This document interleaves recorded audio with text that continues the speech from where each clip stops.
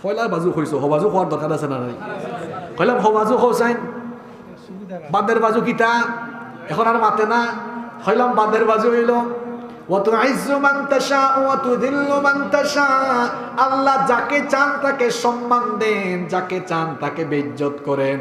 এবার তাকে বললাম, বলো এত তাফসীর যে জানো, ক্ষমতার সাথে ইজ্জত আর বেইজ্জতের সম্পর্কটা এই আয়াতে কেন একসাথে বলা হয়েছে? এখন কিছু বলে না। বললাম কোরআনের তাফসীর বুঝতে হলে কোরআনের ছাত্র হওয়া লাগে, নইলে বোঝা যায় না।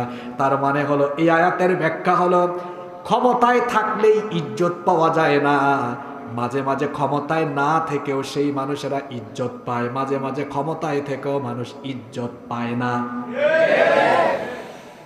উদাহরণও আছে, যেমন ফেরাউন ক্ষমতায় থেকে ইজ্জত পায়, আবার বহু মানুষ ক্ষমতায় নাই কিন্তু এলাকার মানুষ তাকে ভালোবাসে।